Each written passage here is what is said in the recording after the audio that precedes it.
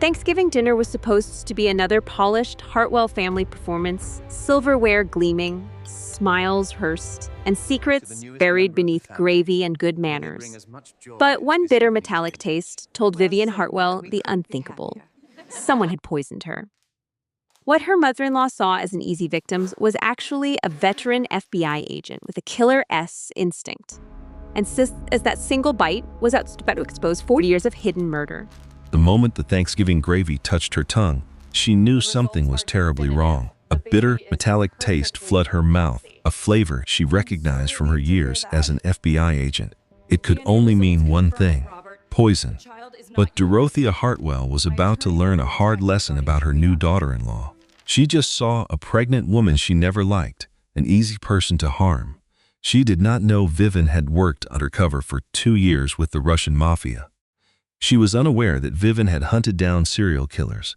She did not know Vivian could identify poisons like other women identify perfumes. And she had no clue her little Thanksgiving scheme would expose 40 years of dark family secrets. Murders were made to look like accidents. Victims were too scared to speak. A history of evil was hidden by charity events and polite society smiles. So what happens when a hunter chooses the wrong target? Make sure you stay until the end, because this story has a twist you will not believe. This is about the mother-in-law who poisoned her pregnant daughter-in-law and the FBI agent who took her down. The gravy boat shook in Dorothea Hartwell's hands as she smiled warmly at Vivian. "I made this batch just for you, my dear." The words drifted over the long mahogany table, sounding like a sweet promise. 22 pairs of eyes turned to look at Vivian. The crystal chandeliers above filled the Hartwells' formal dining room with a warm glow. The smell of roast turkey mixed with cinnamon and the crisp winter air that came through an open window. A timer went off somewhere in the kitchen. A large clock in the hall struck 7 o'clock. Vivian Hartwell placed a hand on her round belly. She was 7 months pregnant and tired from a case she had closed just 3 days before. It was the Brennan kidnapping. 3 children were found alive, and 1 person was arrested. She had been awake for 47 hours straight.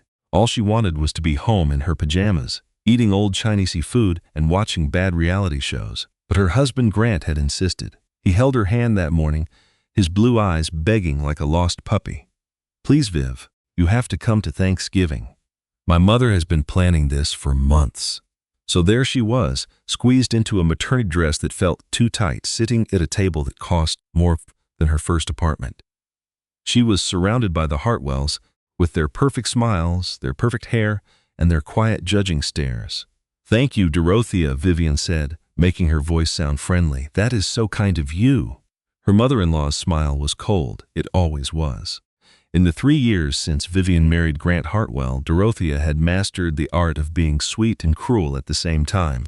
Every compliment felt like an insult. Every kind act had a price. Every smile she gave was a warning hidden behind expensive pearls in a Chanel dress. The gravy boat was placed in front of Vivian's plate, making a soft sound against the fancy china. It was dark brown and thick. Steam rose from it in little curls that glowed in the candlelight. "I tried a new recipe," Dorothea said, her voice sounding smooth and practiced. "I added extra herbs, rosemary, thyme, and a little bit of sage. It is your favorite, dear. You need to keep your strength up. Growing my grandchild is very hard on a woman." Vivian noticed how she said the word "my." It was not your baby or our grandchild, but my grandchild.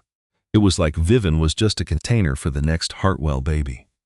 She had trained herself to ignore these little insults, to just smile and nod. She pretended not to feel the small hurts from 3 years of holidays, family meals, and unwanted advice about her job, her hair, and even how she ate. But this evening something was different. Vivian took the silver ladle. It was heavy and had the Hartwell family symbol on it, a rising lion. That seemed fitting. She poured the gravy over her mashed potatoes in a slow, careful way. It was rich and dark, but it was not sweet. The steam smelled like meat and herbs, but there was another smell too.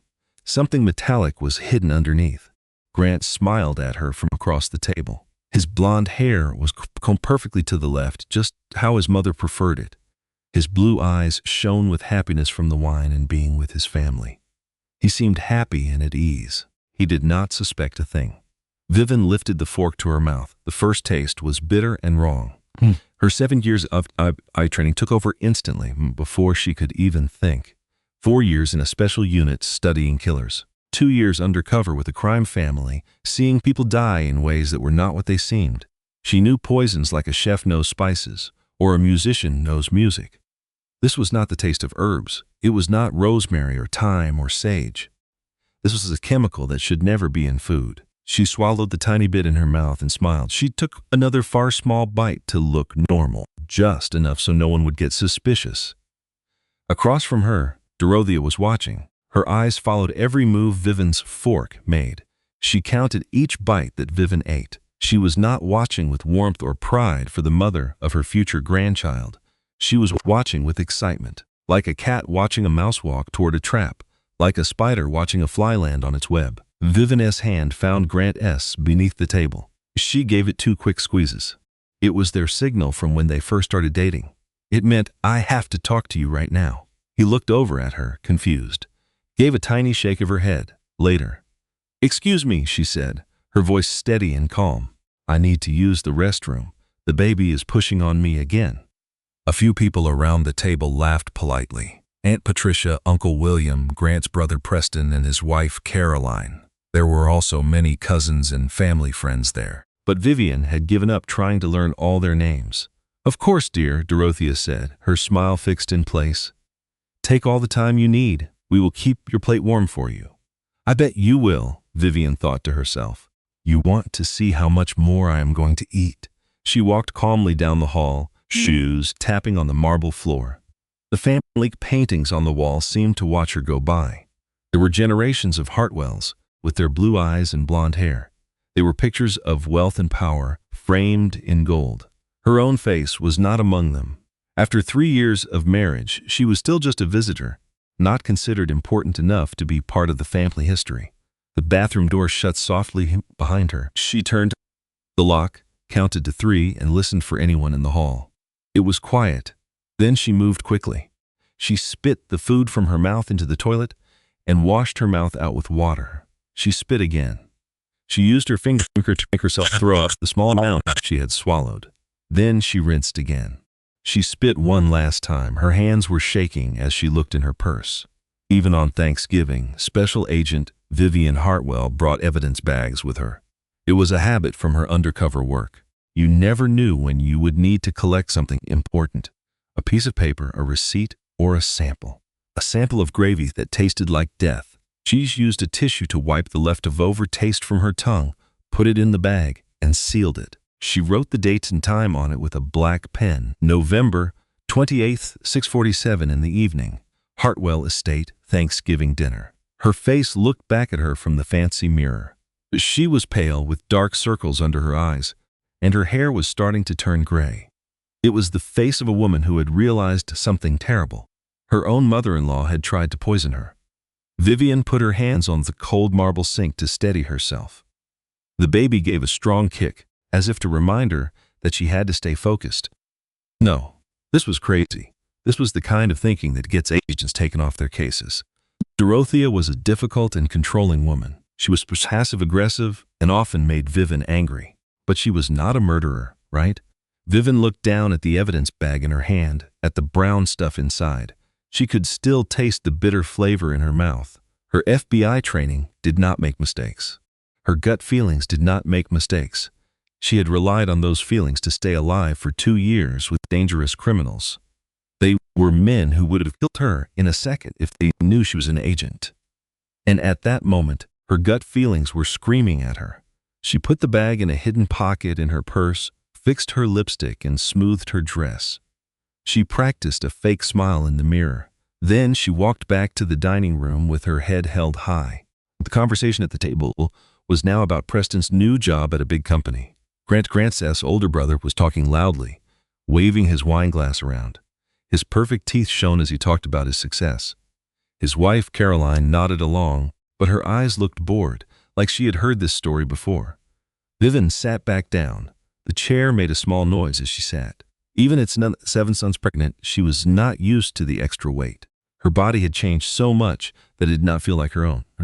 She looked down at her plate. The gravy shined on the potatoes. The turkey was perfectly sliced, and the cranberry sauce was the kind Dorothea made new every year. She could not bring herself to eat it.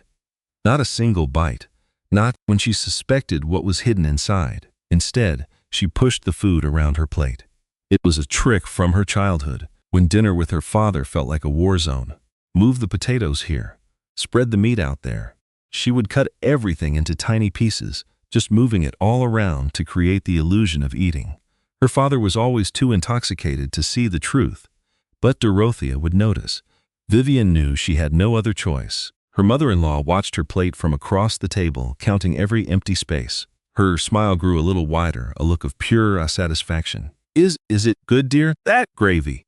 It is delicious, Vivian lied. That single lie tasted so much worse than the poison. You have truly outdone yourself this year, as you always do. I certainly try. Dorothea's voice was as smooth as honey. I just want everything to be perfect for my sons, and of course, for my grandchild. She placed a hand on her own stomach for a moment, a motherly gesture that seemed almost real, just almost. But Vivian recognized the cold calculation behind the act. She saw the performance. She noticed how Dorothea's eyes never truly smiled. For 4 years at the FBI, she had studied people just like this. She knew exactly what it looked like when someone was playing a part. Dorothea Hartwell was playing the loving mother-in-law, which meant something else was hiding just beneath the surface. Grant gently squeezed her hand beneath the table. Are you all right, honey? You seem a little pale. She looked over at her husband, then at his mother. She saw the family portrait hanging over the fireplace, the one where her own face was still missing. After 3 years of marriage, she was still invisible, a Hartwell in name only. She's just a placeholder until a better option appeared. I am fine, she said. Everything is fine. But she knew nothing would be fine ever again. The rest of the meal was a complete blur of stress and fake smiles.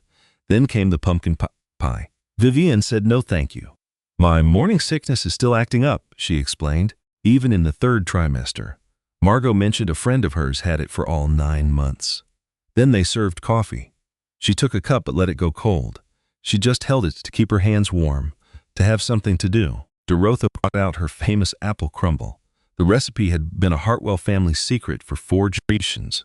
Vivian said she was just too full to eat it. Grant gave her a worried look. She pretended not to see it. At 9:30, she persuaded Grant that it was time to go. The baby. She needed to rest. The drive back to their house felt very long. In the quiet car, Grant took her hand. You were so quiet tonight, he said. Is everything okay with our baby? Vivian just watched the blur of street lights passing by the window. Yellow, orange, yellow, orange. The rhythm was as steady as her own racing heart. I am just tired, she said. That Brennan case really wore me out. I know it did. 3 kids. My God, I cannot even imagine. He gave her fingers a squeeze. But you found them, is what is important, yes. Mom noticed you barely ate anything. Of course she's noticed. She was probably counting every bite I did not take. Morning sickness? Vivian said again. It just comes and goes, even now. Grant nodded, happy with that simple lie. He always was. He saw life in very simple ways, like good versus evil, or right versus wrong. His mother loved him, so his mother had to be a good person. He could not grasp that love could also be a weapon. He did not know that the ones who hurt you the most are often the ones who say they care. He turned the radio on. Christmas songs filled the quiet car. Bing Crosby was dreaming of a white Christmas. Frank Sinatra was wishing on a star. Vivian put a hand on her pregnant belly. The baby moved, a tiny elbow or maybe a knee pressed against her skin. I will protect you, she promised in her mind, no matter what it takes, no matter what I have to do. The small evidence bag in her purse felt like a live grenade. Tomorrow she would finally know for sure. Tomorrow she would have her proof, and then she would do what she had always done when faced with a problem. She would start her own investigation. That night, Vivian did not sleep at all. Grant snored quietly next to her. His arm was resting on the special pillow she used to support her belly. He looked so calm and innocent. He was the same boy she had fallen for 5 years ago, long before she knew what his family was truly like. She just lay there staring at the ceiling. The shadows in the room moved whenever a car drove past outside. The old house groaned and settled around her. The whole world seemed to be adjusting to the cold November air. At 2:14 in the morning, she finally gave up on sleep. She slipped out of bed, trying not to wake Grant. She tiptoed down to the kitchen. The floor tiles were cold beneath her bare feet. She brewed some chamomile tea that she never drank. She just sat alone in the dark at the breakfast counter.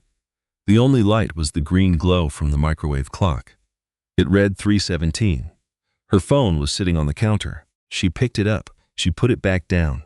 She picked it up one more time. She unlocked it. She locked it. She unlocked it again.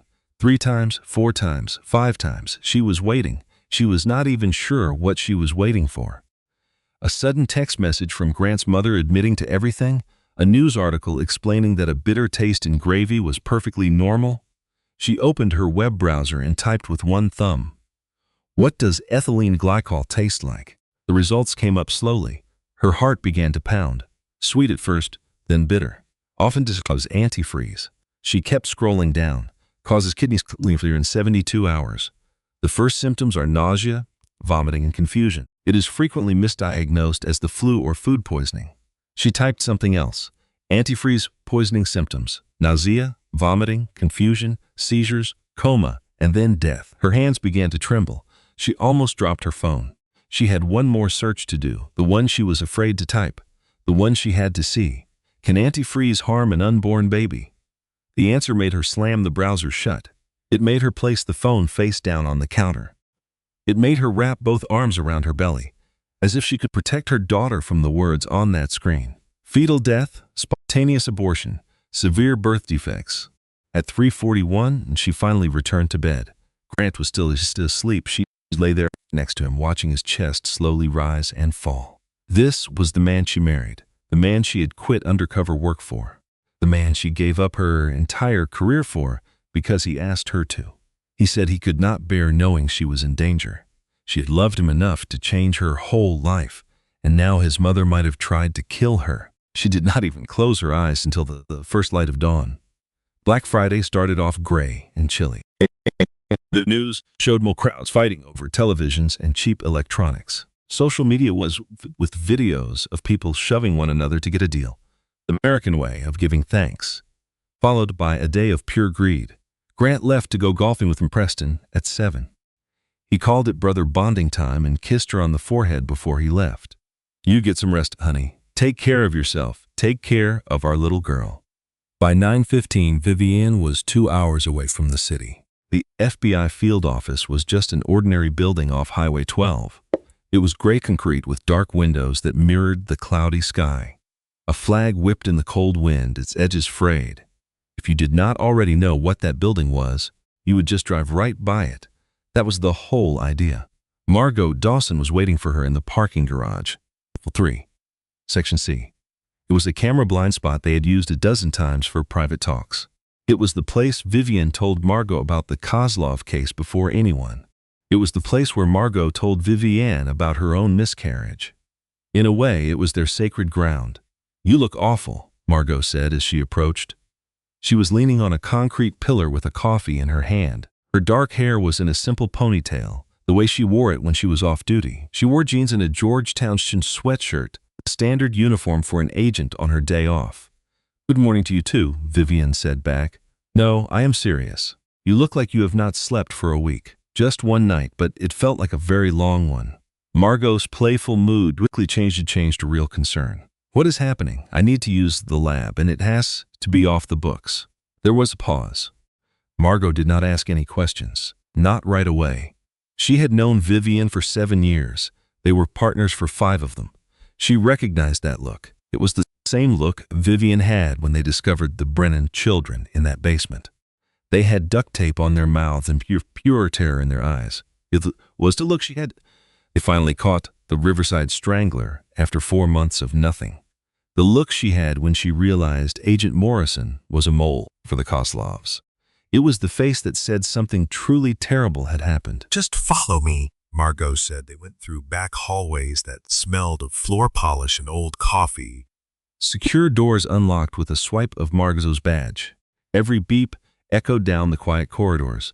The laboratory was almost empty. Just a skeleton crew for the holiday. Dr. Lydia Brennan was there, running some tests for a counterfeiting case. Her white lab coat was a little wrinkled. Her glasses were pushed up on her head. She looked over as they came in. Anna Dawson Hartwell. Her eyes went right to Vivian's pregnant stomach. I heard the news. Congratulations are in order. How far along are you? 7 months. A boy or a girl? A girl. That is wonderful. Lydia's smile was warm and real. She was one of the only people in the entire bureau who seemed to have normal emotions. So what brings you here on a holiday? Vivian looked over at Margot, who gave a single nod. I need a favor, Vivian said. I need a rush analysis, completely and totally off the record. Lydia's friendly smile disappeared, and her professional sides took over. What am I looking for? Vivian dug into her purse and took out the evidence bag. The brownish stain was easy to see through the clear plastic. Poison. I think it might be ethylene glycol, antifreeze, but I have to be certain. Lydia took the bag from her. She held it up to the bright fluorescent light, and her brow tightened. Where did this come from?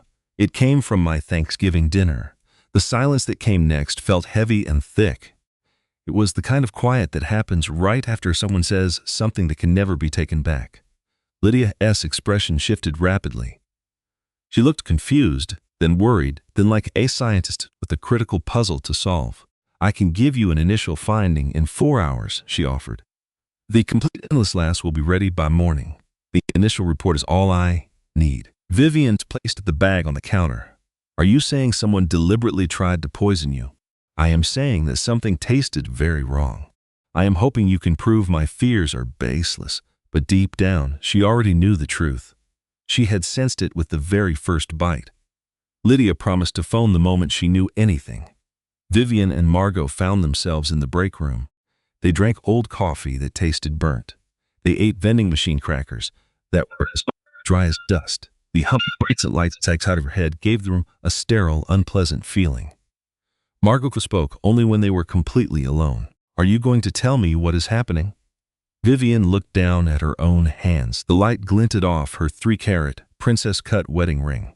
Grant proposed on a beach in Maui as the sun was setting. It felt like a perfect fairy tale back then. She now understood fairy tales were just comforting lies for children. My mother-in-law prepared a special gravy just for me, she explained. She claimed it was my favorite, but I have never told her about my favorite foods. In 3 years, she has never bothered to ask what I enjoy or prefer. Vivian's voice was empty and flat, but yesterday she made that special gravy only for me. She watched me so closely, as if she were counting every single mouthful I took. Margot sat back in the hard plastic chair. That is certainly strange, but it does not prove anything. No, but the bitter taste underneath the spices is proof. It was wrong. I recognize poison signatures, Margot. I worked with the COSOPs for 2 years and saw people die from this exact thing. Antifreeze in their coffee, their drinks, their soup. It was Mupul's preferred method since it often looked like a natural death. Do you believe Dorotha Hartwell tried to kill you? The question hung between them in the silent room. It felt heavy, absurd, and yet true. I believe I need confirmation before I decide what to think. The wall clock ticked loudly. 10:32, 10:33, 10:34. Margot reached out and gave Vivian's hand a reassuring squeeze. Her touch was warm and real, a solid comfort. We will face this together, she said. That is what we always do. Vivian could only nod, not trusting her own voice. She hoped that together would be enough. The call with the results came at 2:17 that afternoon. Vivian was in the parking garage inside her car with the engine on. The heater blew out air that was barely warm. For an hour she had just stared at a concrete wall, her thoughts racing. Maybe it was all a mistake. Perhaps the herbs were simply spoiled. Maybe Dorotha used a strange ingredient that had an odd flavor. Maybe it was just pregnancy hormones making her paranoid. Then her phone buzzed. It was Lydia. She picked up on the very first ring. What have you got? Lydia's voice was calm and professional, but Vivian could hear something hidden beneath it, a slight tremble that she recognized as fear. It is ethylene glycol, Lydia stated. Antifreeze. At the concentration found in this gravy. Vivian, considering the amount you told me you ate, we are talking about a quantity meant to induce kidney failure in 72 hours. A ringing sound filled Vivian's ears. The whole parking garage seemed to spin. She held the steering wheel tightly to keep herself grounded. Are you certain? I tested it 3 separate times. I used different methods. I got the same result each time. And the baby? There was a long silence. Then Lydia spoke very carefully. For a pregnant woman, the effects would be much faster. The fetus would be the first to be harmed. A miscarriage would happen within 48 hours. After that, the mother's organs would fail. A long pause followed. Vivian, who provided you with this sample? Who did this to you? Vivian pictured the chemical formula Lydia mentioned, the very structure of the poison. It was proof that her life and her baby's life were in danger. My family, she said quietly. She phoned Grant from the parking lot at 2:47. Her hands were perfectly steady. Her voice was completely even. Her 7 years of FBI training taught her to wall off her feelings. She knew emotions could get you killed in a crisis. Right now, her feelings were the enemy. Hey babe, Grant said, his voice cheerful and relaxed. He sounded like a man who had enjoyed a 4-hour golf game with his brother. How are you? Feeling any better? I have to speak with you tonight. It is very important. There was a pause. The warmth in his tone faded. What is the matter? Is there something wrong with the baby? The baby is okay. I just need to see you in person. 'Cause it's not wait. My mom wants us to come over for leftovers. She is making that turkey soup you enjoyed so much last year. The laugh that came out of Vivian was harsh and jagged, like the sound of breaking glass. It was the sound of something beautiful shattering into a million pieces, never to be whole again. No, Grant, it cannot wait. Viv, you are making me nervous. What is happening? Please, just get home. I will tell you everything when you are here. She ended the call before he could object. She remained in her car, the engine humming. The heater blew air that did nothing to warm the chill deep inside her. The lab results lay on the seat next to her. Ethylene glycol, antifreeze, attempted murder. Her own mother-in-law had tried to murder her. The idea felt unreal, like trying to cup water in your hands. Each time she tried to accept it, the reality would just slip through her fingers and vanish. Dorothea Hartwell was a respected member of society. She was on charity boards and volunteered at the hospital. She was about to be a grandmother. A murderer. Well, not quite a murderer. Not yet. Vivian was alive. The baby was alive. That meant they still had a chance to decide their next move. She placed a hand on her stomach, feeling the baby shift inside her. It felt like a gentle wave. I will keep you safe, she whispered. I promise you, no one is going to harm you. But as she said the words, she understood the poison was just the start. Whatever secret Dorothea was protecting, whatever she was willing to do, Vivian had only seen the beginning. The truth, when it finally came out, would shatter her world. It would destroy her marriage, her husband, and the family she had wanted so badly to be a part of. She put the car into drive. It was time to head home. It was time to tell Grant what happened. It was time to find out whose side he was on. Grant got home at 7:43. Vivian heard the familiar sound of his BMW in the driveway. The garage door creaked open, and his steps in the mudroom were soft from his golf shoes. Viv, are you in here? In the living room. She had moved from that spot in 3 hours. A folder was on the coffee table. The evidence bag was next to it, and the lab report was on top. Lydia's neat handwriting filled the page with technical details. She had left lights off. The room was dark, except for the pale light coming from the street. Grant stood in the doorway. He was still wearing his golf attire, his face rosy from the cold air. His blonde hair was messy from the wind. He seemed so ordinary, so happy, so oblivious to the bomb that was about to drop. Why are you sitting in here without any lights? He started to flip the switch. Do not. The tone of her voice made him stop. His hand dropped back to his side. What is happening? He asked. You sounded so strange on the call. You are worrying me. Vivi pointed to the chair opposite her. It was the wingback chair that had belonged to his grandmother. Dorothea had given it to them as a wedding gift. She had also reminded them it was an heirloom, worth more than Vivian's family home. Please sit down, Grant. He sat. His gaze fell to the items on the coffee table. He saw the folder, the bag, and the official-looking papers full of scientific terms. What is all of this? Vivian drew a deep breath. She had gone over this conversation in her mind so many times. She had searched for a gentle approach to deliver news that could never be gentle. There was no easy way. There was just the facts. At Thanksgiving yesterday, your mother prepared a special gravy that was only for me. Grant gave a slow nod. I recall that. She was very proud of it. Worked and the recipe all morning. I knew something tasted wrong with it. It was bitter. My training immediately took over. I saved a sample. His expression changed. His confusion was growing deeper. You took a sample of the gravy? I sent it to the FBI lab today for a test, keeping it unofficial. She pushed the report toward him. She saw him pick it up. She saw his eyes read the words, and she saw all the color leave his face. Ethylene glycol, she said, her voice completely flat. Antifreeze. It was a high enough dose to make kidneys fail within 72 hours. For a pregnant woman, it would cause a miscarriage first, followed by death. Grant's hands started to shake. The report trembled. He looked at her, and his eyes were like those of a stranger. He could not form the words. I know. My mother would never. He tried to speak again. She would not. The test results are conclusive, Grant. Lydia performed the test 3 times with different equipment. The results were identical every single time. He shot up from his chair. The legs scraped loudly on the wood floor. He walked to the window and back again, running his hands through his hair. It was a habit he had when he was under stress. It was what he did when he faced something that did not make sense to him. There must be some other reason, he said, his voice full of desperation. Maybe the gravy was accidentally contaminated. Maybe it was some old pot or something wrong with the plumbing. An accident. Ethylene glycol does not just show up by accident, Grant. It does not get into food from pipes or pans. It was put there on purpose. It was only in the gravy that was served to me, he said, but not my mother. His shout bounced off the walls, but Vivian didn't even flinch. He had seen this coming for a while. I am a federal agent, she said, her voice like ice, the one she saved for interrogations. I analyze evidence. It is what I do. I examine the facts, and I find the truth. He just laughed. Evidence that my own mother is trying to kill you? The sound was harsh and ugly, completely without humor. Do you even hear yourself?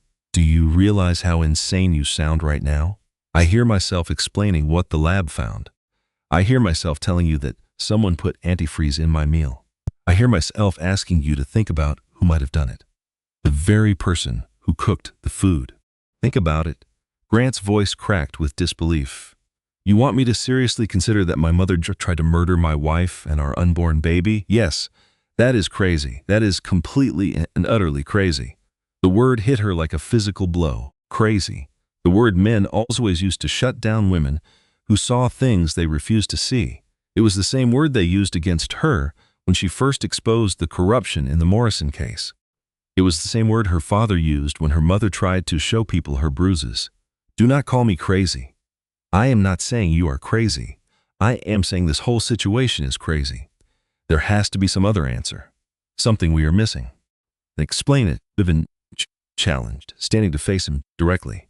Explain how antifreeze ended up in the gravy that only I ate. Explain why your mother stared at me the whole time I was eating, as if she was counting every single bite. Explain that look she had in her eyes right before she handed me that gravy boat. She was proud of what she cooked. She was just excited. I have spent 4 years studying psychopaths, Grant. I know exactly what it looks like when someone is hiding behind a mask, when they are just playing a part. Your mother is not the warm and loving grandmother-to-be that she pretends to be. There's something dark underneath all of that. Grant just stared at her. She could see him struggling, see the war raging behind his eyes. A part of him wanted to believe her. A small part of him already did. She saw it in the tremor of his hands.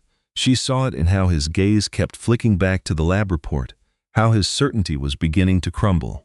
But the rest of him just could not accept it. He could not let go of the idealized mother he had known his entire life, the woman who raised him, who protected him, who told him he was her special boy. I have to call her, he said at last. Grant, no, I need to hear what she has to say. I have to give her a chance to explain herself. Vivian's heart dropped in her stomach, but she just nodded. There was no use arguing about this. He needed to hear the lie for himself. Fine, call her. Grant put the phone on speaker. Vivian stood near the window with her arms crossed, watching him press the numbers. Dorothea picked up after the 3rd ring. Grant, darling. Her voice was bright and cheerful, the perfect sound of a loving mother with no clue that anything was wrong. How was golf? Preston said you played an amazing game. He was so proud of that eagle you made on the 7th hole. Mom, I have to ask you something about yesterday. There was a pause, so short it was almost nothing, but Vivian heard it. It was the tiny hesitation before the performance began again. Of course, sweetheart. What is it? The gravy you made for Vivian. Where did you get the ingredients for it? From the kitchen? Where else? Why are you asking? Grant shot a look at Vivian. She gave a slight nod. Keep going. She said it tasted strange. Strange? Dorothea's voice was filled with manufactured hurt. But I made it just for her. Called Margaret. You remember Margaret, right? The caterer from your cousin's wedding? I got her advice on what pregnant women enjoy. I just wanted to make something wonderful and special for the mother of my grandchild. I know, Mom. It is just that Vivian had it tested. The silence followed stretch on. 1 second, 2, 3, 4, tested. Dorothea's voice changed, losing its warmth. Tested for what? She thought there might have been something wrong with it. Something wrong? A soft little laugh followed, like the sound of wind chimes. Grant, honey, I do not understand. What could possibly be wrong with my gravy? I have used that same recipe for 30 years. Vivian stepped closer. The lab test found ethylene glycol antifreeze, enough to make her organs fail. Another silence followed, this one much longer. Vivian. Dorothea's voice shifted once more. It was gentle now, full of concern. It was patient, like a mother trying to explain a simple concept to a child who could not understand. Sweetheart, I have no idea what you think you discovered, but I would never, ever hurt you. You are carrying my first grandchild. Why would I ever harm you or the baby? The lab results are surely wrong. You know how those places make mistakes. Human error or mixed-up samples happen all the time. I just read about a woman wrongly told she had cancer from a lab error. I personally supervised the test. I watched the analysis. Dorothea's voice was like velvet over steel. You are under a lot of stress, my dear. The baby, your job, the awful cases you handle. It is a lot to bear. Sometimes our minds can play tricks on us when we are tired. Grant nodded. He actually nodded his head, as if his mother's words were making perfect sense. Vivian felt sick to her stomach. Grant, darling, Dorothea went on. I really think your wife just needs to rest. Pregnancy hormones are known to cause all kinds of problems. Anxiety, paranoia, even episodes. I have seen it with my own eyes. My friend Patricia, you know Patricia Morrison, right? Her daughter-in-law had a total breakdown while she was pregnant. She started accusing everyone around her of trying to harm her baby. She had to be put in a facility for 3 months. The message was perfectly clear. Vivian was having a breakdown. Vivian was unstable. Vivian was the one who needed help, and Grant was actually believing it. That might be a good idea, he said slowly. Some rest, some time away from your job. I do not need rest, Vivian said, her voice like stone. I need you to believe me. Grant turned and looked at her, his face a mask of pain and conflict. He was a man trapped between the two most important women in his life. I believe something happened, he said, choosing his words with care. I believe you found something. I just do not believe my mother is the one who did it. There must be some other explanation. His distinction felt like a knife twisting between her ribs. Grant, we will get to the bottom of this. We will find out what really happened. But I know my mother. I have known her my whole life. She is not capable of doing what you are suggesting. You have no idea what she is capable of. Vivian's voice finally cracked. It was the first hint of emotion she had allowed herself to show. None of us ever do. I know that she loves me, and she loves us, and she loves this baby. She has been Flynn's grandchild for years. She would never do anything to hurt it. To hurt it, Vivian echoed his words. So the baby isn't it now, not her, not our daughter. That is not what I meant. That is exactly what you meant. The baby is a Hartwell. The baby is what matters. I am just the container, just like your mother always says. That is not fair. None of this is fair, Grant. Not a single bit of this is fair. That night, Vivian sat alone in her car, which was parked in their driveway. She had run out of the house right after the phone call. She could not stand to be in the same house as Grant. She could not bear to look at his face anymore. The face of a man who chose his mother's comforting lies over his own wife's hard evidence. The house lights glowed warmly through the windows, looking yellow and inviting. It was the house they had purchased together just 2 years ago. The house where they had made so many plans to raise their family. She put her hands on her belly, and the baby kicked, feeling restless, sensing her mother's deep distress. I know, Vivian whispered softly. I know, I am so sorry. For 37 minutes, she sat perfectly still, just breathing in and out, in and out. She watched her breath make fog on the windshield, and she listened to the low hum of Carford's eater. Silence felt heavy, the kind of crushing silence that comes after your entire world has just fallen apart. She thought about the woman she used to be before she met Grant. She was an undercover Egrin agent who had gone deep into the Kozlov crime family, who had spent 2 full years pretending to be someone else. She played a role every single minute of every single day, and she never once let her mask slip. She had been so good at it, so good at becoming another person, so good at surviving impossible odds. And here she was now, sitting in her own driveway, pregnant and completely terrified, married to a man who was convinced she was losing her mind. I am not crazy, she thought to herself. I know what I tasted in that food. I know what the test results showed. I am not paranoid. I am not imagining any of this. The evidence never lies. When she finally went back inside at 10:47, Grant's already asleep on the couch. The television was flickering with a football game he was no longer watching. The lab report was still on the coffee table, right where she had left it. She pulled a blanket over him and stood at the wrong time, just watching him breathe, watching his face in the blue from the television screen. He looked so peaceful, so young, like the boy she had first fallen in love with. But boys have to grow up. Boys become men, and men have to make choices. Grant had made his choice. She went upstairs and lay down in their bed, staring up at the dark ceiling. The memory came to her without warning.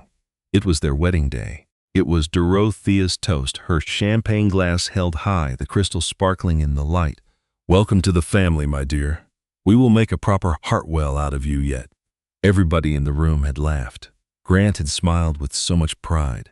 Vivian had smiled and clinked her glass against theirs and told herself it was just a joke, just her new mother-in-law's funny way of welcoming her. But it was not a joke. It had never, ever been a joke. Dorothea did not want to make her into a proper Hartwell. Dorothea wanted to get rid of her. She had always wanted her gone. She was the wrong kind of woman for her precious son. Too working class, too independent, just too much.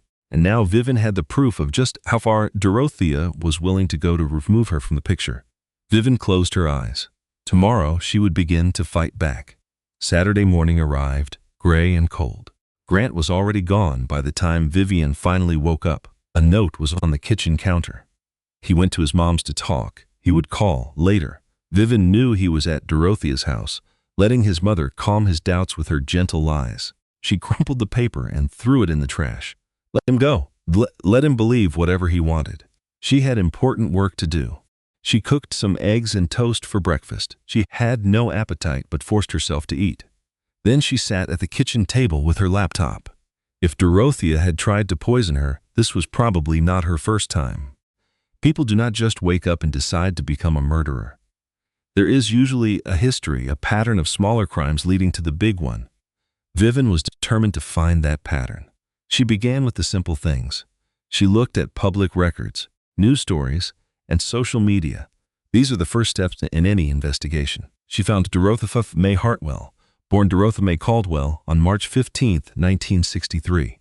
Her father was Robert Caldwell, who owned Caldwell Hardware. Her mother, Mary Caldwell, was a teacher. She had a normal childhood in a middle-class family. Nothing in her past suggested great wealth or ambition. But in 1982, her life changed completely. Dorothea Caldwell married Richard Hartwell. He was one of the richest men in the state. He was the heir to a large real estate fortune. The local newspaper called their wedding a fairy tale. Richard Hartwell was 41 years old. Dorothea was 19. Vivian noted the big age difference. A young woman was marrying a much older rich man. They had 2 sons. Preston was born in 1984 and Grant in 1987. Then, in December of 1987, Richard Hartwell died. The cause was kidney failure. It was ruled natural, so there was no autopsy. He was 46 years old. Vivian stared at the death certificate on her screen. Kidney failure. That is what ethylene glycol poisoning causes. Her stomach felt sick. It was just one coincidence. That is all it was. Maybe Richard had health issues. Maybe he drank too much. There could be an innocent reason. She continued to search. Dorothea's sister, Barbara, married James Manning in 1979. James was a successful businessman with many car dealerships. In 1994, he died. The cause was organ failure. It was ruled natural, and there was no autopsy. He was 46 years old. 2 months before he died, He had denied Dorothea's request for a loan from the family's money. Vivian's hands were shaking as she typed. She's just needed one more case. David Porter. She remembered hearing that name at family events. He was an original board member of the Hartwell Foundation. He had known Richard Hartwell since they were children. She found his obituary from 2003. It said he passed away peacefully after a short illness. He left behind a wife and 3 children. That short illness was organ failure. His death was also ruled natural. There was no autopsy performed. David Porter was 52 when he died. Everyone said he was in perfect health. 6 weeks before he died, he voted against Dorothea's plan to move money from the Hartwell Foundation. 3 deaths, all connected to Doro, all helping Dorothea, all with the same symptoms. All were called natural because nobody looked any closer. Vivian called Margot at 11:47. I need you to find some files. Margot replied, Viv, it is Saturday. I am still in my pajamas. I know and I am sorry, but this is urgent. There was a sigh on the other end. What kind of files? Old cases? Unsolved deaths? Anything tied to the Hartwell family in the last 40 years? There was a pause. Then her voice was more serious. Is this about the gravy? It is about a pattern. 3 people are dead, all linked to Dorothea. They all had symptoms of antifreeze poisoning, and all deaths were ruled natural. 3 people, her first husband, her brother-in-law, and a business partner who disagreed with her. Vivian paused for a moment, and now me. I am number 4. Margot breathed out sharply. Good heavens, can you get the files? I can try. But Viv, if you are right about this, then my mother-in-law is a serial killer, and she has been getting away with it for 36 years. The files came on Monday morning. Margot had worked all weekend. After 2 years as Vivian's partner, she knew when to stop asking questions. When Vivian was investigating, you either helped her or you stayed away. They met at a coffee shop far from the city. It was a neutral place where nobody knew them. Vivian ordered decaf coffee, following her doctor's advice. Margot ordered a triple espresso. It was her 3rd one that day, based on the dark circles under her eyes. I found more than just deaths, Margot said. I found patterns. She pushed a folder toward Vivian. Inside were old newspaper articles and medical records. Vivian did not ask how she got them. There were also interview notes from old closed cases. Grant's first college girlfriend, Jennifer Walsh, was hospitalized in 2004. She had a mysterious stomach illness. She had terrible stomach pain and vomiting. The symptoms were like food poisoning, but they never went away. She broke up with Grant just 2 weeks after leaving the hospital. Vivian turned to the next page. His fiancée before you, Samantha Reed, got engaged in 2012. 3 months later, she developed sudden extreme anxiety. She had panic attacks and could not sleep. The doctors found nothing physically wrong with her. She ended the engagement 3 months before the wedding day. Then she moved to Seattle and changed her phone number. On the next page was the nanny, Margaret Holloway. She raised Grant and Preston for 12 years. She was fired in 1991 after a strange sickness kept her in bed for 3 months. She never worked as a nanny again. She now lives by herself in a small town in Vermont. Vivian looked up from the folder. Where are Jennifer Walsh and Samantha now? Jennifer is married with 2 kids and lives in Ohio. I contacted her through a friend. She did not want to discuss her time with Grant. She said she had moved on from that part of her life. And Samantha is dead. She took her own life in 2015. Margot's voice was empty. It was 3 years after she called off the wedding. The in the coffee shop seemed to disappear. The sounds of cups and the espresso machine faded away. The only thing Vivian could focus on was the folder. The pattern was becoming clear. There are more people, Margot said. A maid who left after 2 months. A gardener who moved far away. A private chef who now refuses to work for families. Every one of them got sick while they worked for the Hartwells. Every one of them left without a word. And every one of them kept quiet. They were all connected to Dorothea. They were all connected to people who got close to her sons or stood in her way. Vivian closed the folder. Her coffee was now cold and untouched. She has been doing this for decades, she said. Her voice was steady and distant. It was the way she sounded when a case started to make sense. Anyone who threatens her power, anyone who gets near Grant or Preston, she poisons them. It is not always enough to kill. Sometimes it is just enough to make them leave, but she will kill when she wants them gone. Margot leaned in closer. Her gaze was sharp. What will you do now? Vivian placed a hand on her stomach. The baby moved, a tiny elbow or knee pushing against her. It was a reminder that more than her own life was in danger. She has gotten away with murder for 36 years. I will not be just another victim on her list. And what about Grant? The question remained in the air. It was heavy and could not be ignored. Grant believes I am having a mental breakdown, Vivian said plainly. He thinks it is the pregnancy hormones. His mother suggested I might need to stay in a special hospital, just like Patricia Morrison's daughter-in-law did. Margot replied, then he is a fool. He is her son. She has controlled him his entire life. He does not know any other way. That is no excuse. No, Vivian said, meeting Margot's eyes. It is not. She stood up and took the folder. It held the proof of years of hidden evil. I am going to build a case against her. A strong case. It will have that even Grant cannot deny. It will have testimony from the women who survived. It will have lab results, patterns, and proof. And if he still refuses to believe you, Vivian's face grew firm. Then I will know for sure where we stand. Grant came home very late that night. He told her he was at a dinner with a client. He said it was about the Morrison deal. Vivian did not ask any questions. She did not ask why he smelled like his mother's perfume. She did not ask why he avoided looking at her. She went to the nursery instead. It was the room they painted a soft yellow together. The crib was a gift from Grant's father, but Dorothea really sent it. Vivian had chosen the bowl with stars and moons. That was before she knew the truth about the family she had married. She sat in the rocking chair, moving back and forth. The gentle rocking calmed her and the baby. She thought about the other women from the files. Jennifer Walsh and her strange illness. Samantha Reed and her panic attacks that led to her death. Margaret Holloway, living alone in Vermont, her life's work ruined.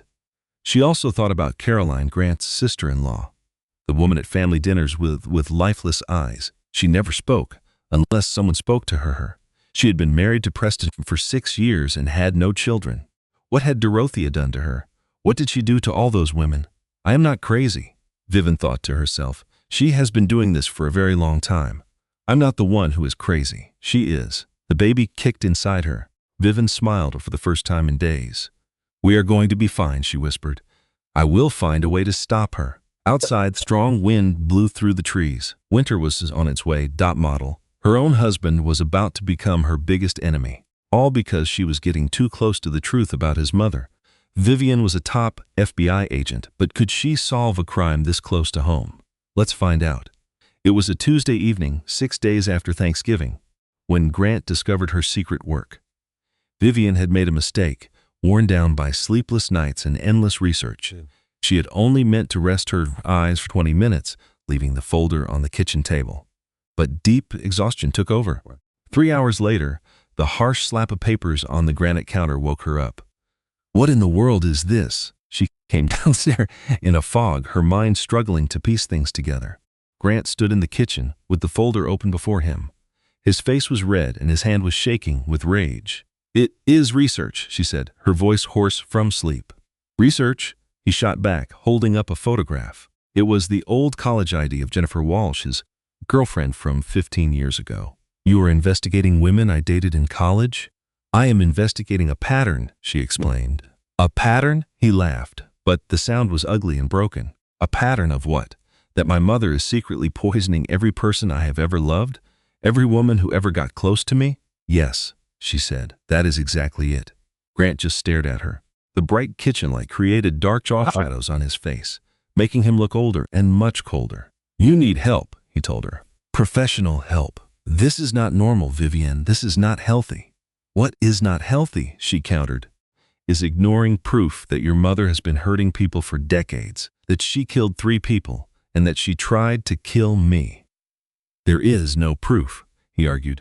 There are just conspiracy theories and you connecting dots that are not there. 3 people are dead, Grant. Vivian's voice started to rise, her calm finally cracking. All of them connected to your mother, all with signs of antifreeze poisoning. Their deaths were called natural because nobody cared enough to look deeper. My father died from kidney failure, Grant said. He was sick for years. Everyone knew that.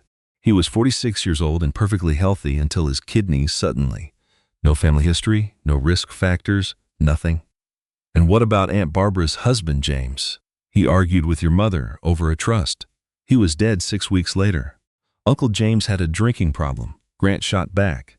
And what about David Porter, who opposed your mother on the foundation board? He was healthy, 52 years old, and dead in 6 weeks. Grant slammed his hand on the counter. The loud noise echoed like a gunshot, and Vivian flinched. "Stop it," he demanded. "Just stop." Her voice grew cold and steady. "She tried to kill me, Grant. She tried to kill our baby, and I am going to prove it." The silence between them was heavy and thick. When Grant finally spoke, his quiet voice was dangerously calm. "I spoke to my mother today." Vivian felt her stomach drop. "About what?" "About you," he said. "About your behavior. About the fact my wife is going around accusing her of murder." "I have not accused her of anything in public," she defended herself. "I have been gathering evidence privately." "Evidence?" He pulled out his phone and swiped through messages. "She showed me the harassment reports. You have contacted former employees, old family friends, people who have not thought about my family for years. I am investigating a pattern of suspicious deaths," she said. "That is what investigators do.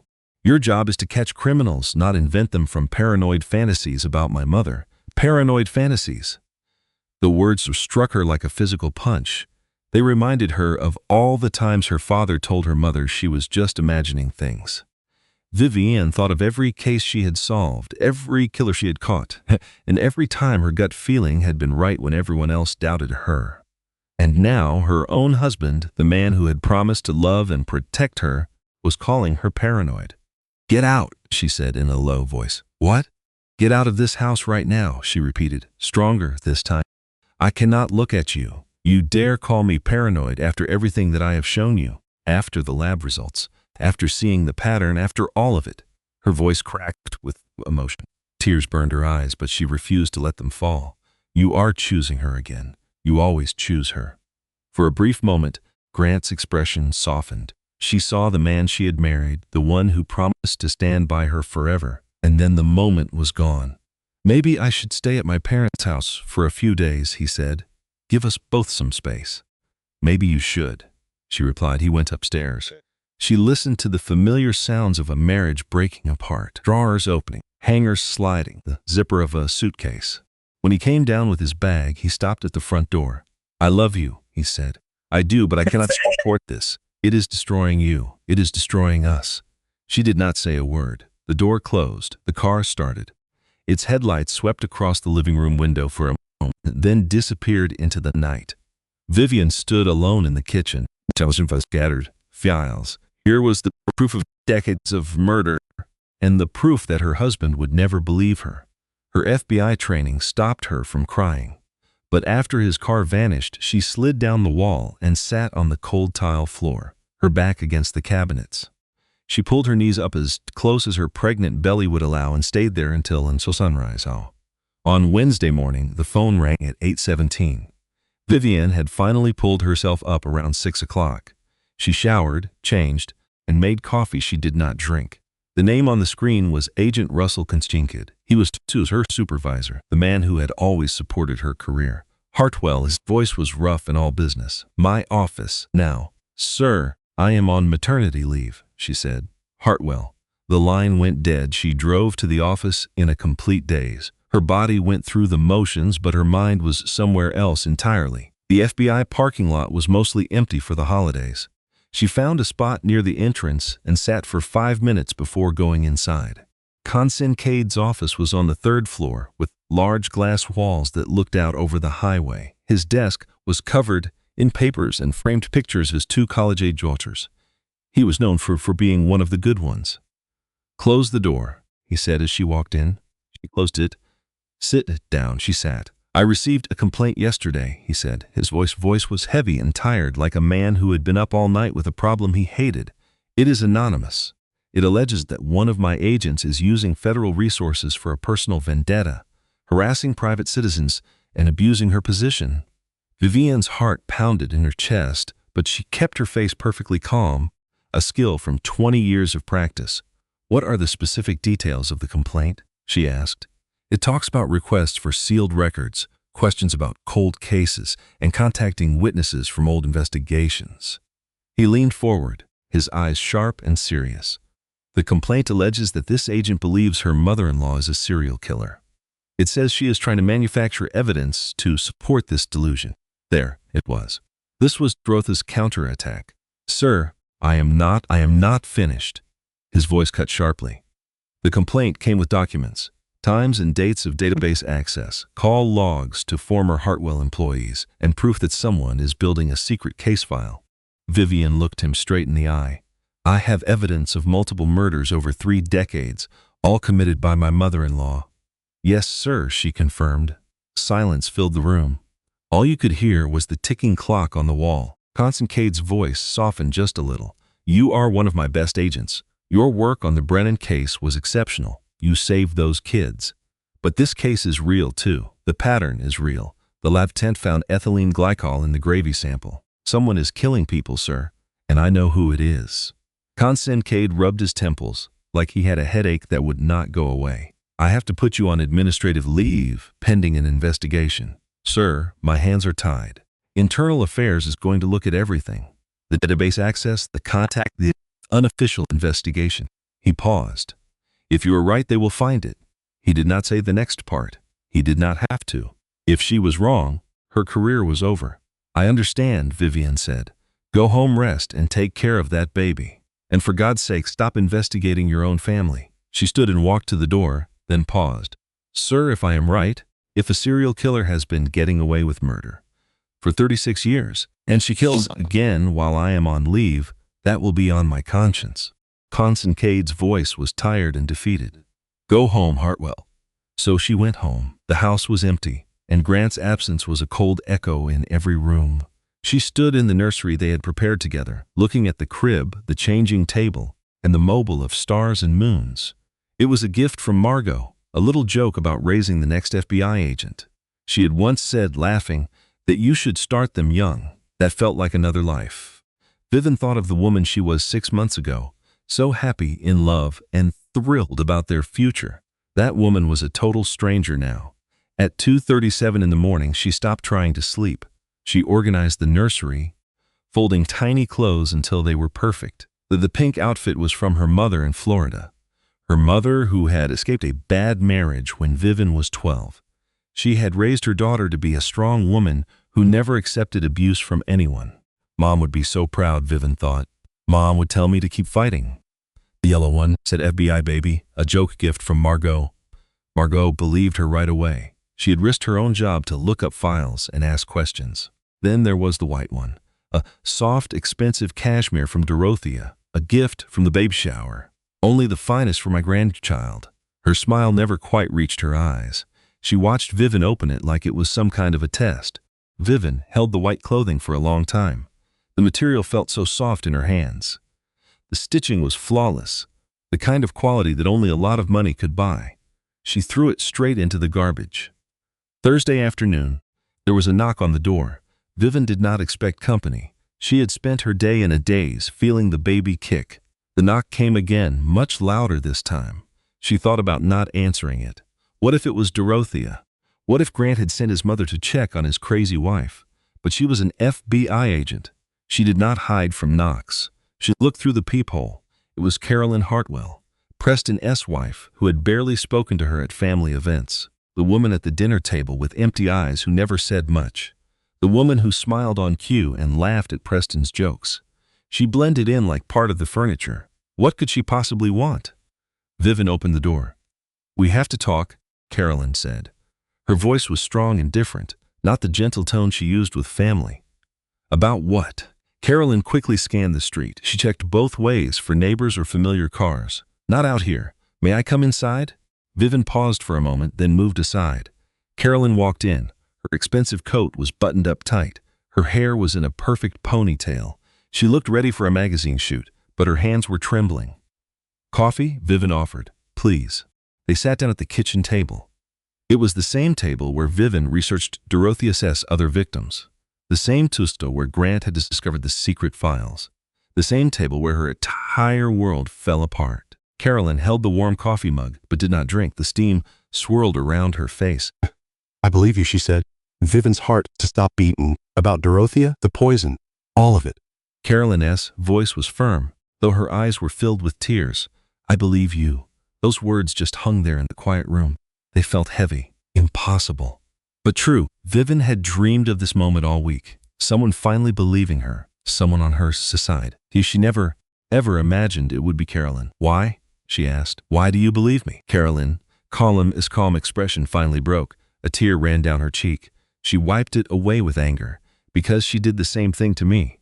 The story just came pouring out. 5 years of silence, breaking open like a dam. Preston and I got pregnant in 2019, Carolyn said. Her voice was robotic and flat, the sound of someone telling a story they had replayed 1,000 times. It was not planned. We had only been married for 2 years. Dorothea did not approve. Did she tell you that? No, not in a direct way. That is not how she works. Carolyn's laugh was harsh. It was in her small comments about our age. How Preston's career was just beginning. How a baby would be a huge distraction. How I should wait a few more years. Vivian just nodded. She knew those comments well. She had been hearing them for 3 years. The constant criticism that was disguised as care. I was 12 weeks pregnant when I got sick, Carolyn went on. I had nausea and a weakness that felt worse than morning sickness. My doctor was not worried at first. What happened? I lost a baby at 14 weeks. Carolyn's voice broke. The doctors had no explanation for it. Everything was perfect at the 12-week scan. A strong heartbeat, good growth, and then it was just gone. She stopped and took a deep breath. Vivian waited patiently. Some stories need their own time to be told. 3 days after I lost the baby, Carolyn continued, I found something. I was cleaning out the fridge, and I found an old smoothie container. A smoothie container? I make a protein smoothie every single morning. It is part of my routine. While I was pregnant, I added extra vitamins. Dorothea always praised me for being so disciplined. Her hands gripped the coffee mug tighter. That container was nearly empty. I was about to toss it, but I saw some residue at the bottom. Something just made me look. I really do not know why. I should have just thrown it out, but I felt like I had to look. What did you find? It had a strange smell. It was sweet, but it smelled like chemicals. It smelled like antifreeze. Vivian felt her own heart stop. I saved it, Carolyn said. I told myself that I was just being paranoid, that my grief was making me imagine things. Preston certainly believed that. You told Preston? I too. Carolyn's laugh was broken and sharp. He said the same things Grant is telling you, that his mother would never do that, that I was just upset and needed to rest, that maybe I should see someone for my anxiety. And you believed him. I wanted to believe him. Carolyn looked right into Vivian's eyes. For the first time, Vivian saw the real woman behind the perfect mask, a woman who had been fighting this battle all alone for 5 years. I wanted to believe that my mother-in-law would not kill her own grandchild. I wanted to believe that I was the one who was crazy. She reached into her bag and pulled out a sealed plastic bag. Inside was a small container. It was a smoothie cup, the kind you see in every health store. I have carried this with me for 5 years, Carolyn said. 5 years of telling myself I made it all up. 5 years of watching Tuya pretend to be the perfect grandmother. 5 years of knowing the truth, but being too scared to speak. Vivian took the bag from her. Her own hands were shaking. Have you ever had it tested? No. I was too scared of what the results would show, too scared of what it would mean for my life and for my marriage. And now, Carolyn met her gaze. The perfect wife was gone. The quiet dinner guest was gone. In her place was a much stronger person, someone who had survived 5 years of silent pain. Now I want to help you take her down. They spoke for 3 hours straight. They combined Carolyn's evidence with Vivian's evidence. A clear pattern emerged that went back for decades. Carolyn had more than just the smoothie cup. She had photos of the fridge from that day. It journaled she kept after she lost the baby. It detailed every strange comment from Dorothea. There is still no baby, Carolyn said, her voice completely empty. 5 years we have been trying, 3 cycles of treatment, and nothing has worked. The specialists cannot figure it out. All my tests look perfect, but nothing ever happens. Do you ever think she broke something inside me that day? Whatever she put in that drink was. Carolyn's expression hardened. She stole more than my child from me. She stole any chance I had to have another. Vivian laid her hand over Carolyn's on the table. We are going to make her pay, she promised the 2 of us. How? Carolyn's voice was filled with despair. She is a Hartwell. She has judges and powerful people in her pocket. She controls half the charity organizations in this city. She is completely untouchable. She is not untouchable. Nobody is. Vivian's voice was firm and confident. I am an FBI agent. I know how to build a case that will not fall apart. With your evidence in mind, we have enough to start asking some very difficult questions. The FBI put you on leave. Administrative leave, she corrected. Pending investigation, they have not fired me. And when I show them proof of a serial killer, they are going to have to listen. Carolyn looked at her for a long moment. A different expression appeared on her face. It looked like hope, the first real hope she had felt in many years. What do you need me to do? She asked. I need everything you have. The smoothie cup, the photos, the journal. Vivian paused. And I need one more thing from you. Help me find her other victims. I know there are more. Women Dorothea intimidated into silence. People who got sick and never understood the reason. We must build a case that is absolutely undeniable. Caroline showed a genuine smile, the first one Vivian had ever witnessed. I have already started a list. That evening, Vivian finally did not feel so alone. She was in the nursery, looking at the evidence bag with Caroline's smoothie cup on the table. It was the proof she needed that she was not imagining things, that she was not by herself. She knew Dorothea had done this in the past, and she would have continued. Her baby kicked. Vivian put a hand to her stomach. We are going to be safe, she whispered. I have backup now. She finally had an ally. The case was just starting. But for the first time since Thanksgiving, Vivian felt a flicker of hope. On Friday morning, Margot Dawson called at 8:42. I have something, she said directly. It was about the 1987 death, Dorothea's first husband. A witness statement was buried deep in the archives. Vivian sat up a little taller. She had been at her kitchen table since 6, poring over Caroline's journal. It held 5 years of notes and worried thoughts. What kind of statement is it? A housekeeper named Eleanor Mitchell. She worked for the Hartwells back in the 80s. She told police what she saw right after Richard Hartwell died. She said she witnessed something just the week before, something that made her suspicious. Vivian's heart began to beat faster. What did she see? The statement was unclear and mostly blacked out. Someone obviously wanted to keep it hidden. Margot paused. But she is still alive, Viv, 83 years old and living in a Florida retirement home. Where? Sunrise Palm, in Clearwater. Another pause. Facility records say she is completely lucid. Sharp as a tack. The nurses told her that she remembers everything. Vivian was already on her feet, grabbing her car keys. I have to speak with her. Viv, you are on administrative leave. This is not an official investigation. This is a personal trip to see an elderly family friend in Florida. The lie came out smoothly. I will be back by tomorrow. Margot let out a sigh. You are going to do this whether I help you or not, are you not? Yes. Then let me at least try to set up a video call first. It will save you the trip. If she agrees to talk, she can do it from her room. It is safer for everybody. Vivian thought for a moment. The drive would be very long and tiring for a woman who was 7 months pregnant. Fine, set it up. The video call connected at 2:15 that afternoon. Vivian sat at her laptop in her quiet living room. Caroline was next to her, a silent supporter. Eleanor Mitchell's face appeared. She had white hair and piercing blue eyes that seemed to look right through the screen. She wore a pink cardigan over her small frame, even in the Florida warmth. Behind her, Vivian saw a tidy apartment with photos on the wall and fresh flowers on a table. You are the FBI agent, Eleanor stated. Her voice was surprisingly strong and clear, not at all frail. The one who married into that Hartwell family. Yes, ma'am. How did you find me? I keep an eye on them. Eleanor Sells' gaze sharpened. All of these years I have kept an eye on them. Every death, every sickness, every strange event. I have waited 40 years for someone to finally ask these questions. Vivian leaned closer. Mrs. Mitchell, please tell me what you saw in 1987. Eleanor's face grew stern. The memories were distant, but the hurt was still there. I was employed by the Hartwell family from 1981 to 1988. For 7 years I was their housekeeper, and sometimes their cook. I was 36 when I began, just trying to earn a living for my daughter after my husband was gone, and Richard Hartwell. Mr. Richard was a very good man. Eleanor's voice grew softer. He was kind and fair, and he paid better than anyone. He treated his staff like people, not servants. He always remembered our birthdays and asked about our children.